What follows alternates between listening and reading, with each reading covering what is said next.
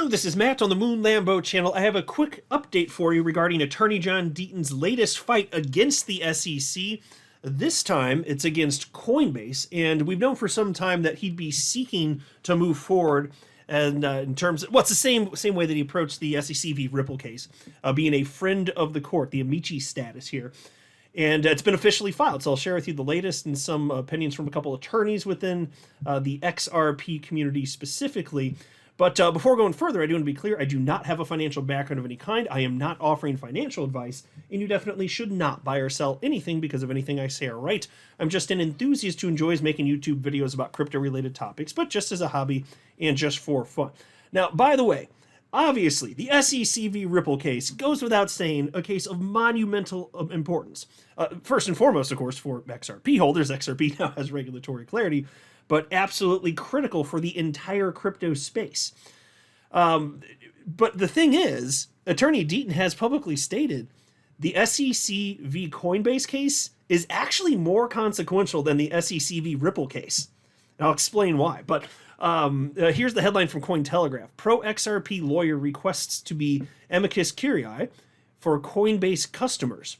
Pro-XRP lawyer John Deaton has upheld his pledge to support customers of cryptocurrency exchange Coinbase by requesting to serve as a friend of the court in the exchange's legal battle against the United States Securities and Exchange Commission.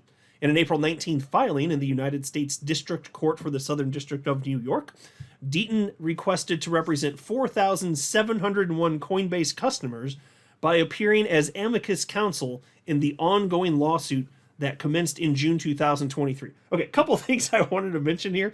4,701 people, like, that's a big number. That is a big number of people coming out of the woodwork saying, hey, no, this is not okay. We totally disagree with what the SEC is doing. Obviously, everybody that signed up feels that what the SEC is seeking to impose here would harm them, the everyday people that, of course, the SEC is sworn to protect. And, of course, that was the same case in the SEC v. Ripple case, but I just wanted to take this moment to point out that the SEC community, the SEC community, they're their own little community. The XRP community is what I meant to say. Gigantic. Are, in all likelihood, I mean, I don't know how many people have purchased for sure. You can't go by total number of wallets, and I've talked about that in the past, but I mean, it could literally be millions of people that have purchased XRP, so just a ton of people on a global scale active within the XRP community. John Deaton represented over 75,000 of them. And so it's just so fascinating to see like how huge and consequential our community really is. It really helps put it in perspective. 4,701, way less, but that's just because there's not a community around Coinbase. I mean, I think that's a big part of it. Coinbase has tons and tons and tons of actual users here. So I just think that it doesn't diminish what is being achieved here and having that many people following. Rather, it highlights how exceptional and large the XRP community itself is, which is also why, and I'll show you this a little bit later in this article, Cointelegraph pulled a Cointelegraph, and they leave out some key information, making it sound like those of us in the XRP community are not as great in numbers as we actually are, by leaving out a key piece of information. Stick with me, I'll share with you what that is. But here's what, here, I'll show you full screen here. Here's what was actually posted. And this was shared by Fox Business journalist Eleanor Turret.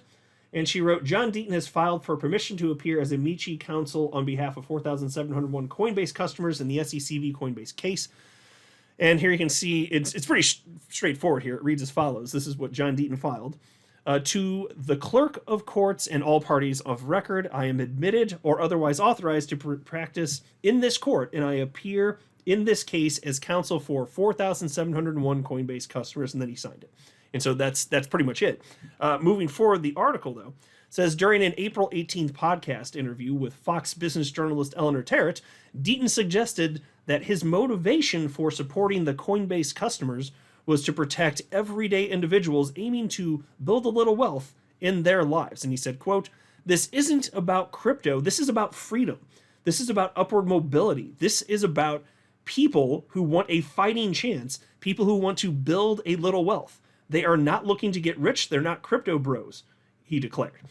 And so I think a lot of people are just expecting to get ahead. Some actually are trying to get rich, although that doesn't in and of itself make you a crypto bro. Like I'm fully anticipating that this is going to be life-changing wealth for me, but I've also been in it over 6 years and it's not set in stone. I could still, there's plenty of ways that this could go sideways for me, right? But I agree with the overall sentiment from Attorney John Deaton, and it's in line with stuff that I was saying throughout the SEC v. Ripple case.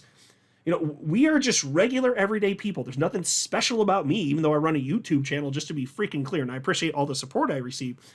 But I'm just a guy who wants to do a bit better financially. And I think there is a real opportunity. It could result in tremendous life-changing wealth if things go how I hope, even close to that. And I think a lot of you do feel the same way. But one of the things that was most offensive about this is that this opportunity to achieve that life-changing wealth, the first time in human history there's ever been an opportunity like this to this scale.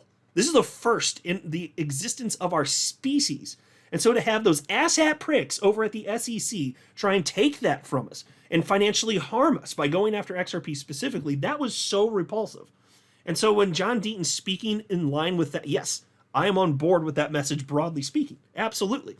I'll also note that Cointelegraph has the wrong date here, but it's crypto media. They screw up all sorts of stuff. They wrote it was April 18th. It was actually April 17th.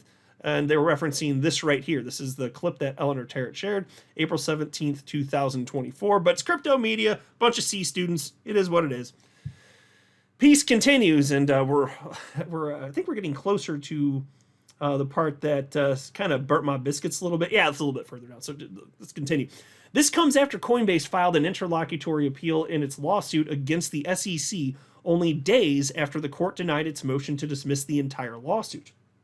The interlocutory appeal revolves around the controlling question whether an investment contract requires something contractual, according to Coinbase Chief Legal Officer Paul Grewal. Now, I'll pause to note, of course it should. We talked about this ad nauseum in the SEC v. Ripple case because Ripple pioneered that argument. You're welcome, Coinbase. Ripple pioneered that argument. Well, how can there be a contract if there's not a contract, right? Anyway, peace continues. Deaton has filed several amicus counsel requests over the past few years in support of the crypto community.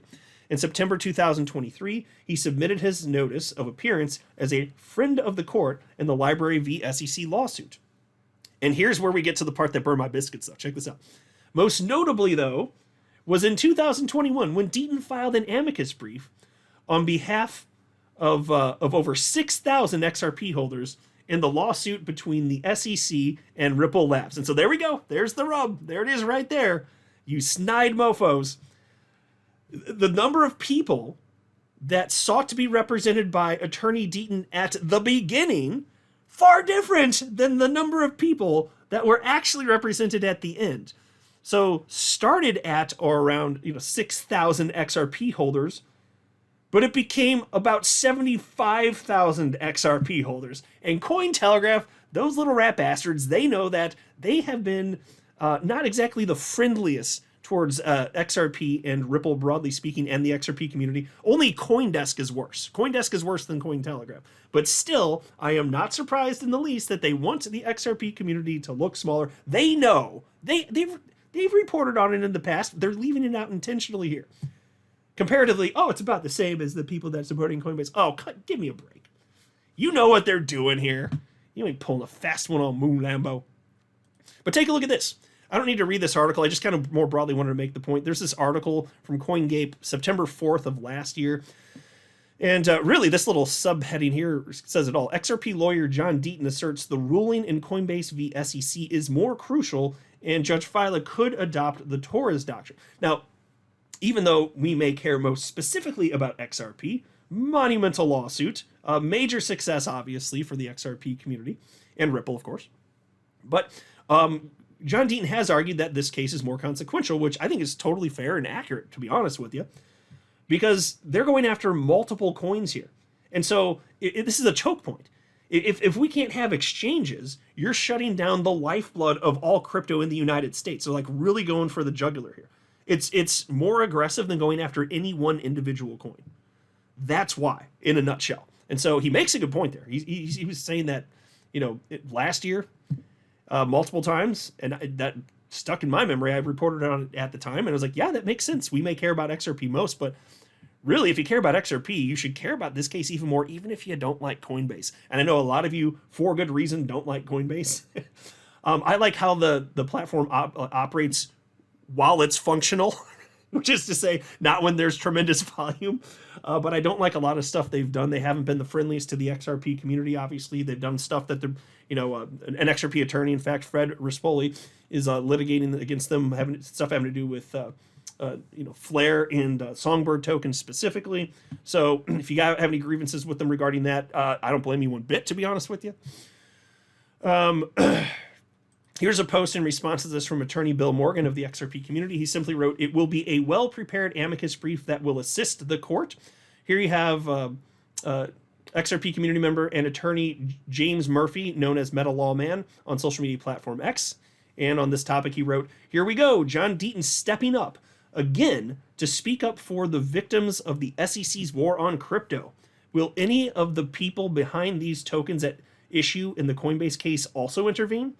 And then he noted which tokens are under attack here. And how many of these do I own? Let's see here. I guess 1, 2, 3, 4. I think I own 4 of those. Yay! Gary Gensler trying to wreck my financial well-being again. Yay! What a douchebag. My God. That guy sucks.